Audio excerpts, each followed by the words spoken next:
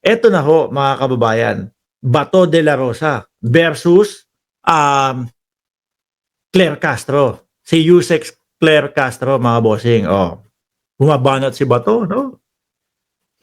Sabi dito, hinggil sa sagot ni PCO Yusek Castro sa sinabi niyang di siya susuko, no, sa ICC. Ayan. Kasi yun yung sinabi ni Bato de la Rosa.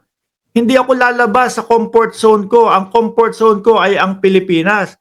So ngayon, alam pala nilang ganun, bakit pinalabas nila ang dating Pangulong Duterte? Sino nagutos sa inyo? O sino ang nagsabi sa dating Pangulong Duterte pumunta ng Hong Kong?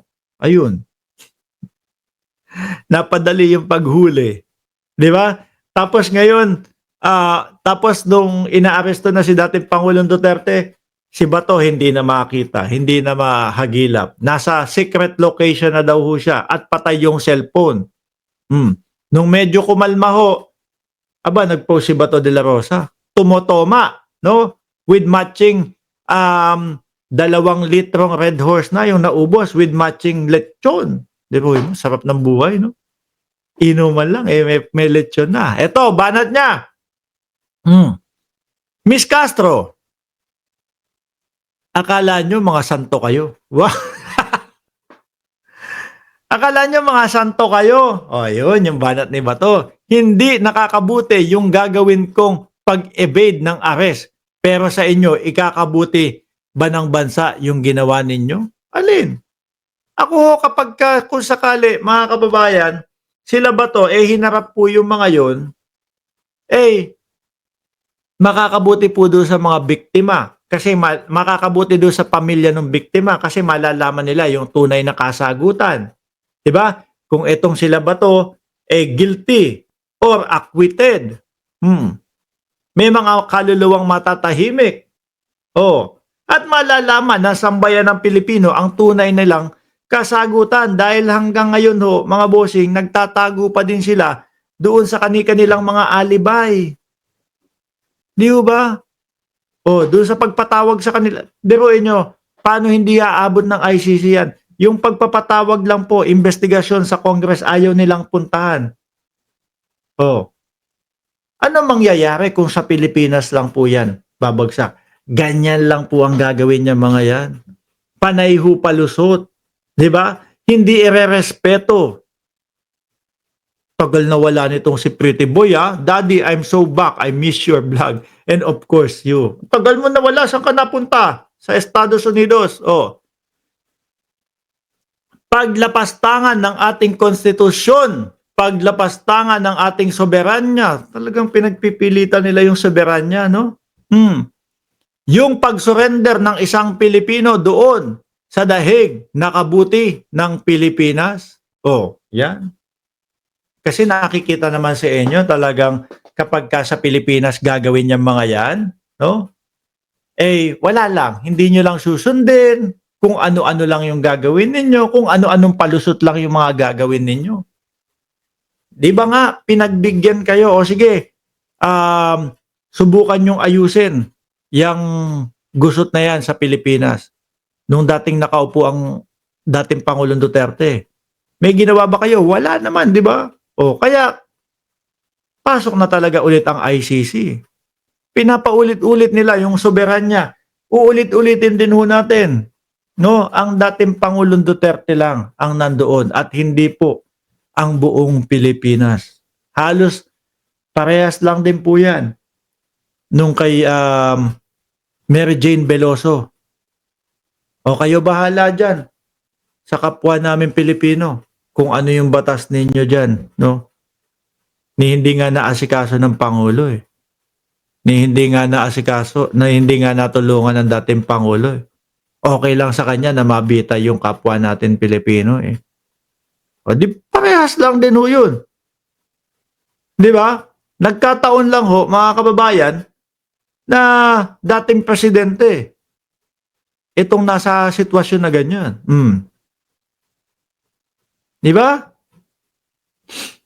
Si Bato kasi ito, mga bossing, kabadong-kabado na ho ito Sobrang kaba na nito, mga kababayan.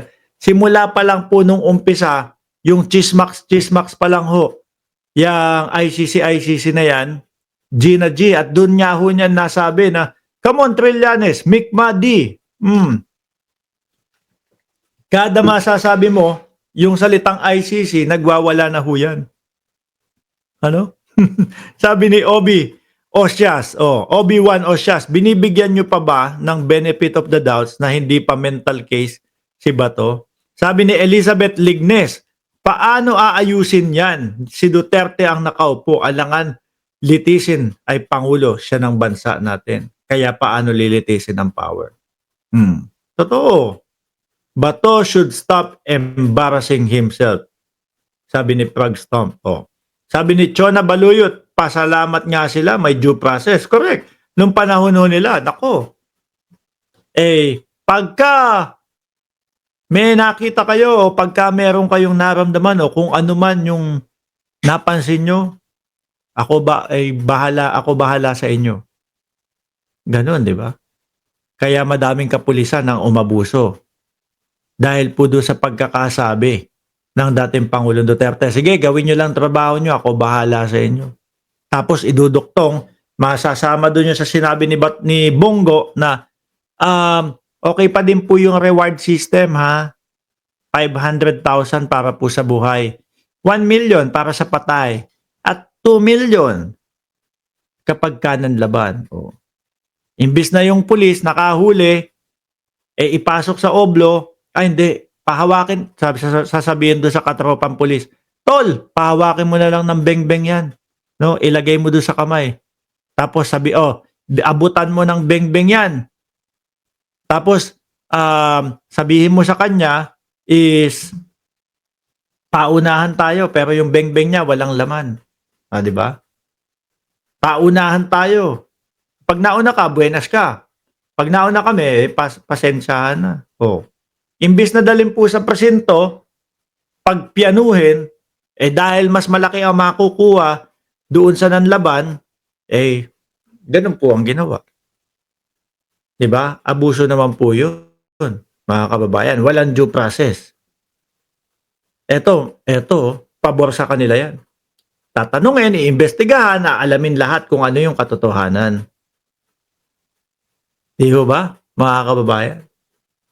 Sabi ni Eseng Mariano, kung ang naging presidente kasing bangis ni Digong, silang mga DDS ang unang wawalisin sa lipunan. Sabi ni Trice, malupit ang Duterte kaya ang dilawang pink ay kumampi sa Marcos kahit anti-Marcos. Kaya ayaw nilang dilawang DDS. Gusto kasi nila maging leader lahat. Sabi ni Nanette, Lope, kung ngayong ang nasa ICC na pilit pang gustong ipalusot ni Bato Gusto i-save ang sarili niya. Make my day. At tapang. At saka mga bossing, yung ginagawa ho nila sa ICC ngayon, akala ho nila makakatulong doon kay dating Pangulong Duterte. Kagaya niyan, yung mga pinapakalat ng nilang disinformation, hindi makakatulong yan. No? Baka lalo pang madiin ang dating Pangulong Duterte. Biruin mo, yung nakaraang vlog ho natin, mga bossing, nung isang araw. Si Akane ba yun? Yung presidente ng ICC? Aba, ginawa ng kung ano-ano. Yung artista ho ng Malaysia. Sinabi, yun daw si Akane at handa ng palabasin si dating Pangulong Duterte. Pinepeki nila yung mga ganun mga kababayan. No? Pinapaasa nila yung kanilang mga katropa ng mga DDS. Tapos pag hindi nakalabas, wala. Ganun. Kawawa. Nataon mga uto-uto yung mga DDS. Ayun.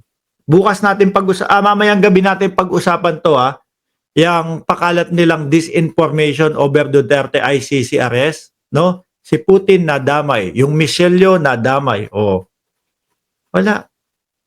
Inugali nyo na yung paggawa ng fake news.